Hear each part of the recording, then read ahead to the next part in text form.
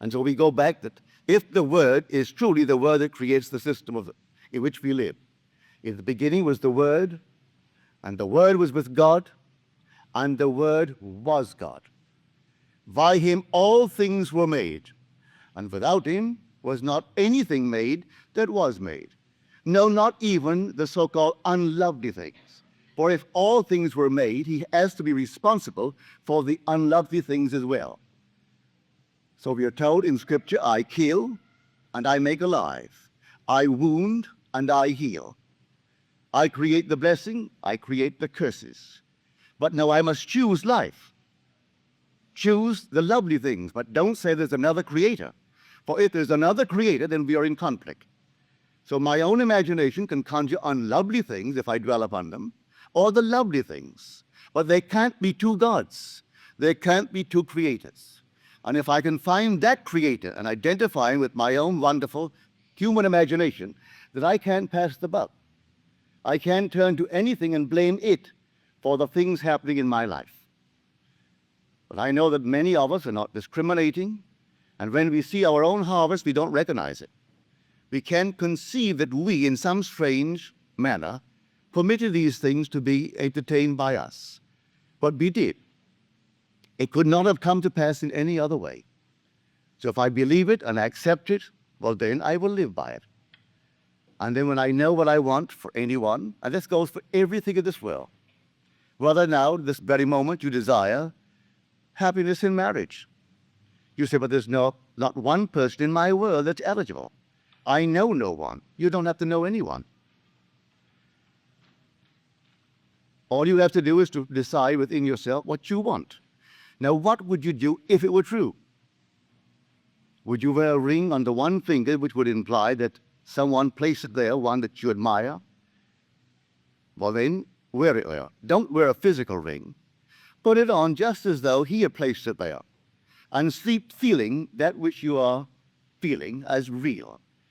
Don't say it's all imagination. Certainly it is, because all imagination is Christ. Therefore, it's all reality. So when you say, well, that's only my imagination, well, you're just saying, well, that's only a thing called Christ. When you treat imagination that way, is there anything in this world that wasn't first imagined? Name one thing or point out one thing in this world for me that is now considered to be real, that wasn't first only imagined. What is now proved was once only imagined. Therefore, this is a true statement. All things were made by him, and he is your own wonderful human imagination. All objective reality is solely produced through imagining.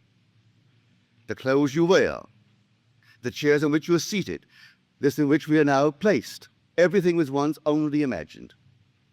Now tonight, find out exactly what you, not what they think you ought to want, what you want. Ask no one's permission. You don't need any man's permission. You don't need your own decision. What do I want? Now, what would it be like if it were true? What would I feel like were it true? Now catch the mood and try to give that mood all the sensory vividness of reality, all the tones of reality, and then sleep in it, just as though it were true. And then await the inevitable. The inevitable is you're going to resurrect it and objectify it on the screen of space. And then the world will call it real. And they may not believe you. Doesn't really matter. If you tell them it came to pass because you simply imagined it. Now, they'll point to the series of events that led up to it, and they will give credit to the bridge of incident across which you walked towards the fulfillment of that state. And they'll point out some physical thing that was the cause. No, the cause is invisible, for the cause is God, and God is invisible to mortal eye. Who knows what you're imagining? No one knows. But if you sit down and imagine, and no one can stop you from doing it, but can you give reality to the imagined state? If you do, yes, a bridge of incident will appear in your world, and you'll walk across some series of events leading up to the fulfillment of the imaginal state. But don't give causation to any physical step that you took towards the fulfillment of it. You imagine yourself having a marvelous business, and then comes the day a building is for sale, and you haven't a nickel towards it. and not a total stranger, but a man comes in and asks you quite in a friendly manner, are you going to buy it? And knowing you don't have a penny, you say to him, as you would a friend to a friend, with what? And then he said, well, I have money. It's only in the bank drawing nothing. You say, but I have no collateral. But he said, I've watched you. You're an honest person. Your family, they're honest. I think they are. Would you like me to buy it for you? I'll get my lawyer to bid for it. If they knew that I'm bidding, that I have money, they'll bid me up. And so I get it at the very lowest price by getting a lawyer who represents more than one client, and they do not know who he represents, and he'll bid for it. Are you willing to take it regardless of the price? And you say yes. I'll take it.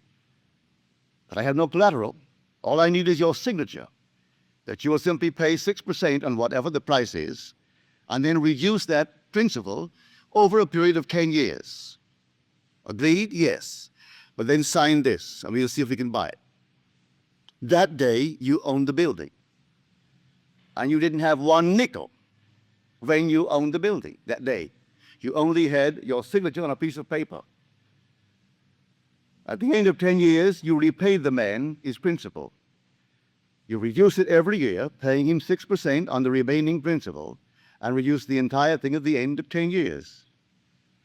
That man dies 20 years later and leaves you $150,000 in cash, tax-free, and a couple of homes and many personal belongings.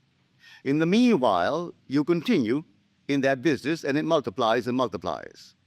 And that year was 1922, 1924. This is now 1968. That building, I'm speaking factually, that building in 1924 is now gone. He paid only $50,000 for it. It was repaid and repaid. A bank 3 years ago bought the property where the building was rotted, bought the property for $840,000 in cash and no capital gain, from $50,000 to $840,000.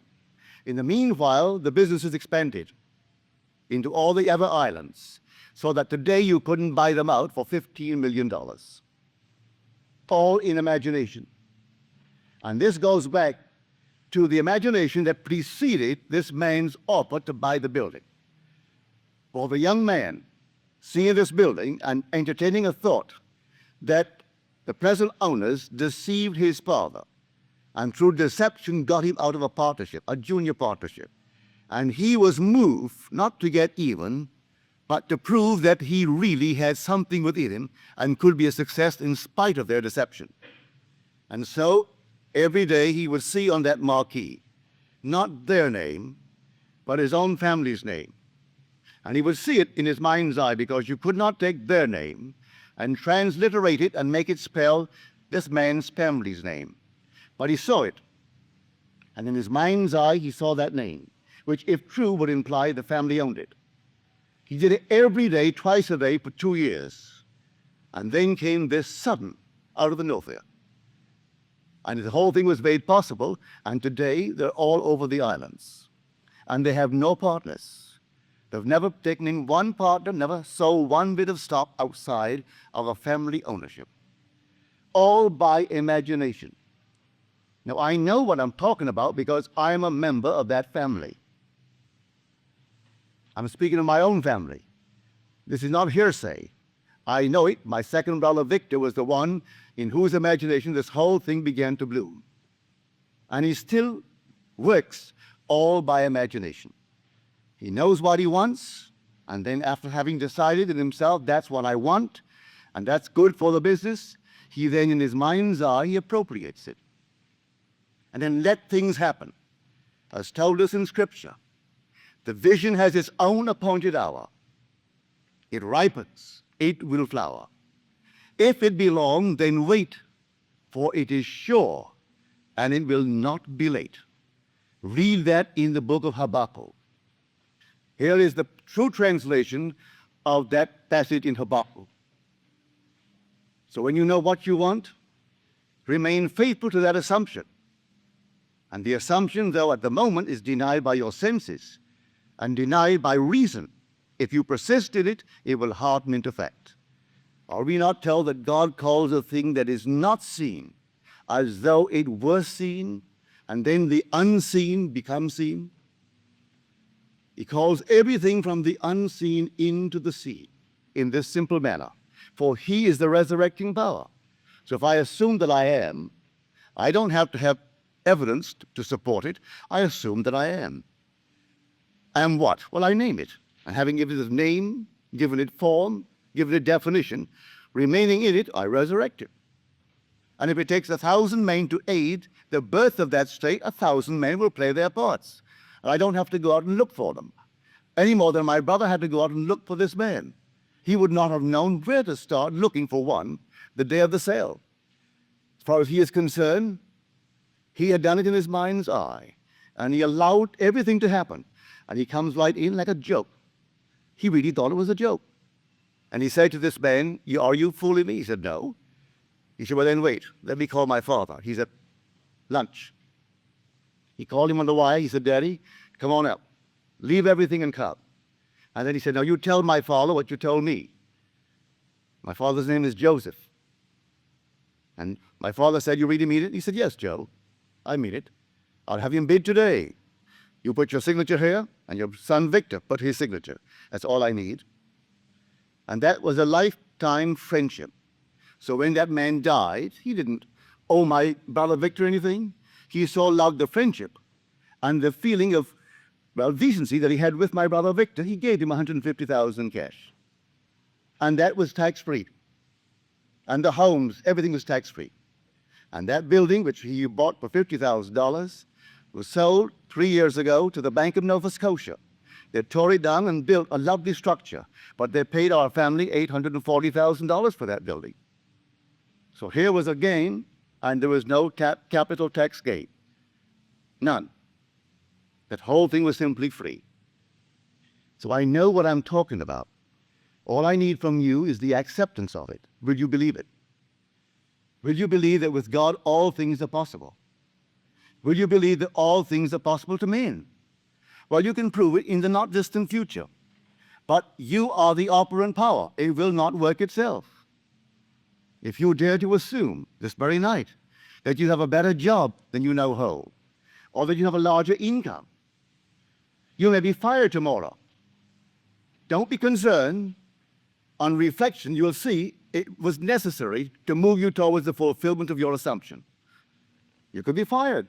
And I wouldn't bat an eye if you told me tomorrow, well, I did what you told me. You know what happened? I was fired. I have seen that. It takes someone to fire you to get you into a better job. I have seen that time and again. I wouldn't go out and quit the job. You may be promoted in the job, or you may be invited by some other concern that is competitive to join them. I do not know how it happens. I only know if you remain faithful to the assumption, it's going to happen. And you're going to be promoted towards the fulfillment of the state that you have dared to assume that is yours. I could tell you unnumbered stories along this nature. So here I say, dwell in the end. The end is where we begin. Or if I've seen my name on the marquee, that's the end. I don't wait for the incident to take place in my world to move from one to the other, leading up to that. I dwell in the end.